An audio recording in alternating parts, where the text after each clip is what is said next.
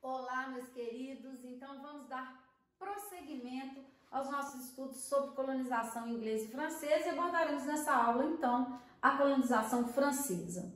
Bem, gostaria de voltar um pouco na questão que talvez não tenha ficado muito clara na nossa primeira aula sobre a colonização inglesa. Vejam bem, quando estudamos a expansão marítima, o que vimos foi que Portugal e Espanha partiram para a expansão, foram os primeiros países a partir para a expansão. E, uma vez conquistadas novas terras, estabeleceram o chamado Tratado de Tordesilhas em 1494. Esse tratado dividiu o mundo entre as potências ibéricas. Quando os demais países europeus partiram para a expansão, o mundo já estava dividido.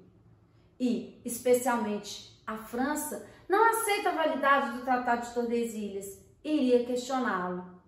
O rei Francisco I, o rei da França, na época da assinatura do Tratado de Tordesilhas, ele iria usar uma frase célebre, que gostaria de ver o testamento de Adão, que deixou o mundo para os países ibéricos. Como não havia testamento de Adão, ele não aceitaria a legitimidade da divisão das terras entre os dois países.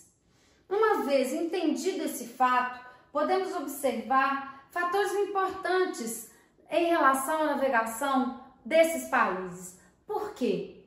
Porque esses países partem para a expansão em atraso. E o que teria determinado o atraso na expansão desses países? Primeiro, no caso, se a gente pensa em uma abordagem geral, todos esses países estavam passando pelo processo de formação dos seus próprios estados nacionais. Portanto, com conflitos internos. Abordaremos os conflitos internos específicos do caso da França, que iriam atrasar a expansão marítima, como, por exemplo, a Guerra dos 100 Anos. A Guerra dos 100 Anos foi uma guerra entre França e Inglaterra, e essa guerra foi uma guerra feudal. Ela acontece entre o final da Idade Média e o início da Idade Moderna. Embora a França tenha vencido essa guerra levou a um empobrecimento, já que, como todas as guerras, ela representa uma crise econômica. E isso teria, então, determinado esse atraso na expansão. Além disso, as guerras religiosas que dividiram a França, as guerras principalmente entre católicos e protestantes. O Estado francês, um Estado católico, que acabaria entrando em confronto com os protestantes, os chamados huguenotes. Essas guerras, elas podem ser exemplificadas pela chamada Noite de São Bartolomeu, um episódio amplamente divulgado e ressaltado pela historiografia, que foi um momento em que os protestantes franceses eles foram esmagados na França. Muito bem. Qual era a pretensão da França, uma vez estruturada para partir para a expansão marítima? Encontrar um caminho marítimo para chegar à Ásia. Então, assim como os ingleses, qual foi a estratégia utilizada pelos franceses? A pirataria. Não enfatizamos muito em relação à colonização inglesa a questão da pirataria.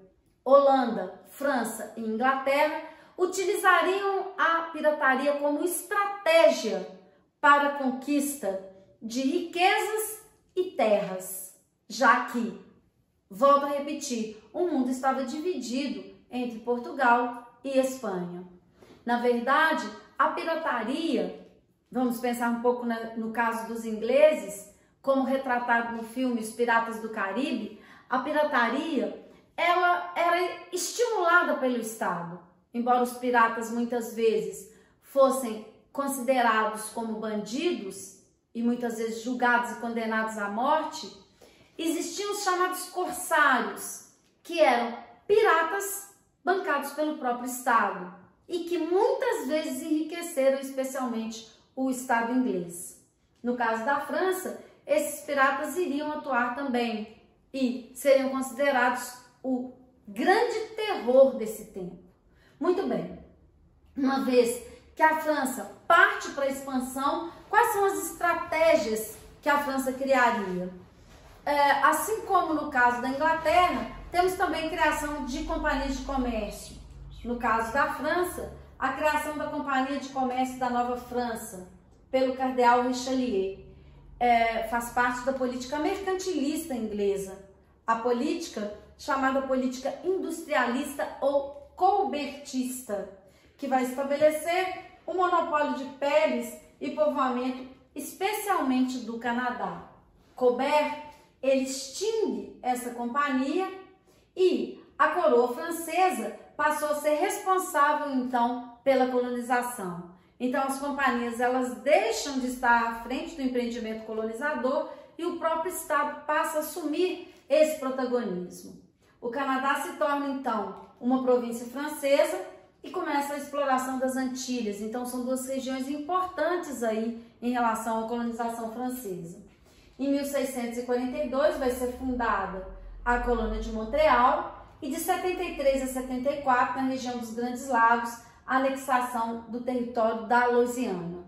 A ocupação das Antilhas pela Companhia das Índias Ocidentais. Essas são as principais áreas de colonização francesa na América. Muito bem. Esse mapa, ele vai retratar exatamente o que acabamos de dizer, as áreas colonizadas pela França no chamado Novo Mundo. Lembrando aí que o tempo todo a França iria disputar essa hegemonia na América com a Inglaterra, já que as áreas ocupadas por esses dois países eram áreas, de modo geral, que não eram de interesse para os ibéricos. Então, além da pirataria, os ingleses e franceses utilizariam como estratégia para a expansão ocupar áreas que não eram de interesse para os ibéricos ou invadir áreas pertencentes a Portugal e Espanha. Então, olha só, para que essa ocupação ela fosse efetivada, e como eu disse, essas disputas entre Inglaterra e França acabaram levando a uma guerra muito importante, muito cobrada em provas de vestibular, que foi a Guerra dos 7 Anos, de 1756 a 1763. Essa guerra, que foi uma guerra entre França e Inglaterra no território das 13 colônias, foi uma guerra essencialmente por disputa territorial. Então, olha só, guerra entre França e Inglaterra travada em duas frentes, uma na Europa e outra na América. A principal frente foi justamente a frente da América. A França, ela foi derrotada nessa guerra e perdeu o Canadá, as Pequenas Antilhas e o leste do rio Mississippi para a Inglaterra. Como ela perdeu, a Inglaterra ela foi ajudada pelos próprios colonos. A Guerra dos 7 Anos, ela acaba levando a França a um aprofundamento da crise econômica que a França já vivia, e a Inglaterra, embora tenha vencido a guerra, como também foi uma guerra dispendiosa para os ingleses, eles acabariam mudando a política em relação às 13 colônias, o que acabaria sendo um dos fatores que desencadearia a independência das colônias, que veremos em aulas posteriores. Com dívidas, a França acabou vendendo também a Louisiana para os Estados Unidos em 1803. Faz parte do processo de expansão dos Estados Unidos, que também veremos em aulas posteriores. Então, a França, ela perde regiões para a Inglaterra em virtude da Guerra dos 7 Anos. A gente pode observar aí que, embora ela tenha conquistado algumas regiões, como por exemplo a Guiana Francesa, ela não consegue permanecer com grande parte dos domínios que ela obteve. A Guiana Francesa foi uma das poucas posses que a França consegue manter até hoje. Um episódio que a gente pode retratar que a França não consegue manter esse domínio vai ser justamente com a invasão do Brasil. É importante ressaltar, é um tema também muitas vezes cobrado em provas de vestibular. E o que a gente retrata aqui? Especificamente a questão da invasão francesa ao Brasil. Como eu disse no início da aula, por não reconhecer o Tratado de Tordesilhas entre Portugal e Espanha, os franceses iriam invadir o Brasil. O desinteresse dos portugueses no início da colonização, como vimos na nossa aula de colonização do Brasil, acabaria levando os franceses ao contrabando do pau-brasil, desde o início, o que acabou levando os portugueses a iniciar a colonização com medo de perder o Brasil para os franceses. Os franceses não desistem e vão invadir o Brasil em 1555, fundando a chamada França Antártica. Acabam sendo expulsos, mas eles voltam então em 1612 e fundam a chamada França Equinocial. A primeira experiência no Rio de Janeiro, a segunda experiência no Maranhão. Essas duas experiências explicitam como a França ela insiste nessa invasão de regiões pertencentes aos ibéricos, mas não consegue permanecer com esses domínios. Assistiremos a seguir, para finalizar essa aula, 2 vídeos que retratam brilhantemente essas invasões francesas ao Brasil. Muito bem, terminamos aqui a nossa aula. Espero que tenham gostado, que tenham aprendido e um ótimo recesso para vocês, que vocês consigam descansar, se restabelecer para que a gente inicie os nossos estudos agora em um segundo momento, fortalecidos, muito mais preparados para esse novo modelo de aula. Um grande beijo e um excelente recesso para vocês.